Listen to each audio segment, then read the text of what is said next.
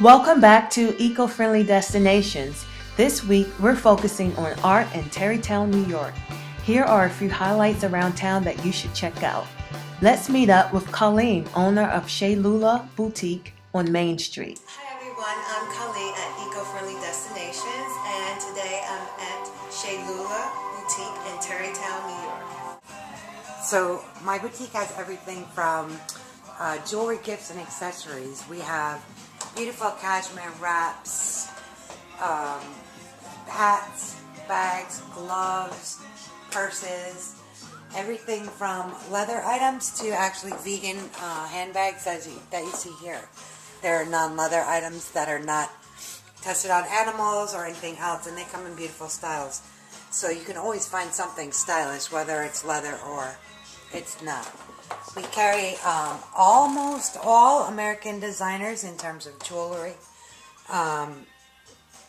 Pretty much everything's made in America as well, which I'm a big supporter of. Mm-hmm. So we have, for example, this line is made in the Bronx. And, Oh wow. Yeah, and our cashmere is made in Rhode Island.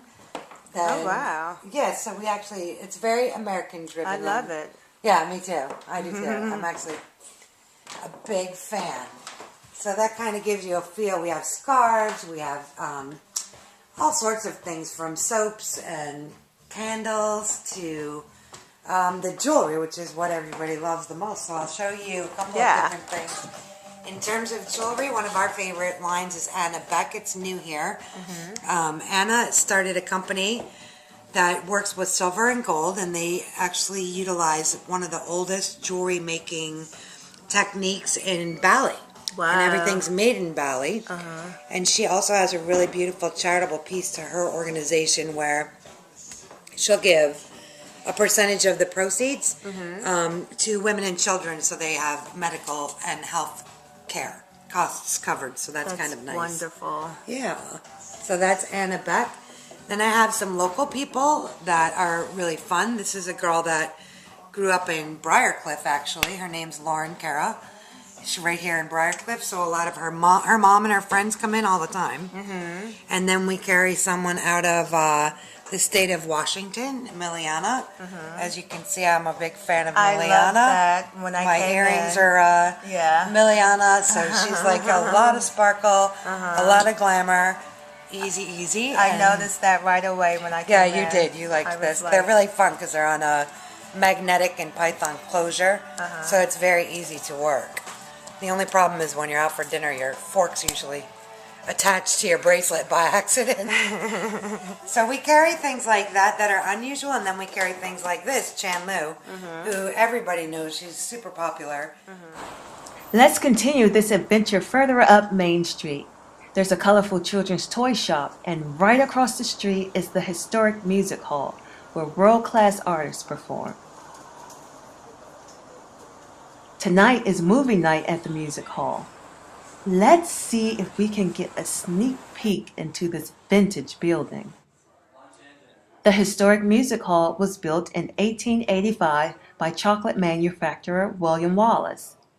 It's one of 6% of theaters in the U.S. built before 1900. Original art still adorns the walls and ceilings, which give this building character and charm. I feel like I've taken a step back in time, and you will too.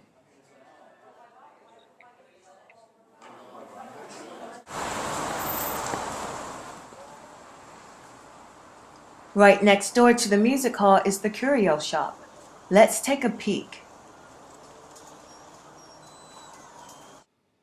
This vintage radio and jewelry was a treat to see, and I just love these wall ornaments. Here's another antique shop a few doors up from the curio shop. Have fun exploring the art galleries and antique shops both on and off Main Street, like Pretty Funny Vintage Boutique on South Broadway, where you can enjoy this view of the Hudson River.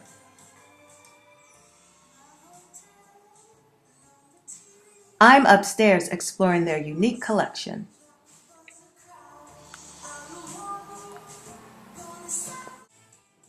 Downstairs, there's more to see, like these colorful fabrics.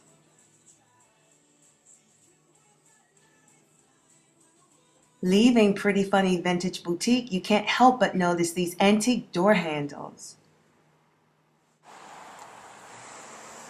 Going north on Broadway, we visit Warner Library. What's a library have to do with art? At Warner's, you're greeted by a majestic 1,000-pound bronze sculpted door. The panel's intricate sculpture depicts in deep relief the legend of the coronation of Venice, for whom the city is named as Queen of the Adriatic.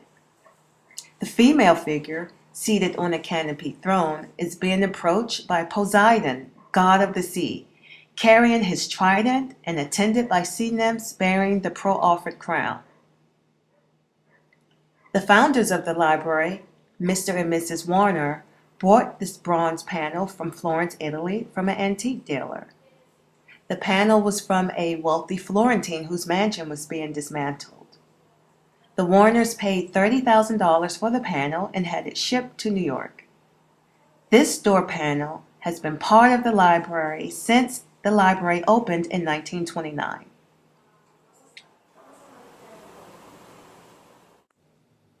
In the library, there's always featured local artists whose fine art is publicly displayed.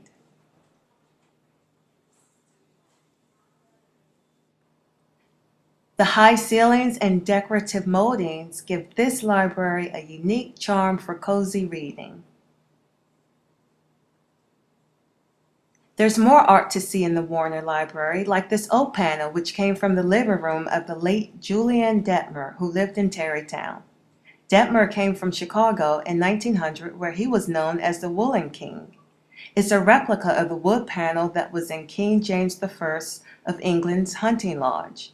The only difference is that the Detmer panel has a sheep at its crest instead of the royal lion. Art is alive and well in Tarrytown, New York. Even if you go to coffee labs to sip your favorite organic Java or tea, you'll find an art show displayed on the walls. Thank you for joining us on Eco-Friendly Destinations. Join us for the next episode and see where's the best place to relax during your eco-friendly stay in Tarrytown, New York.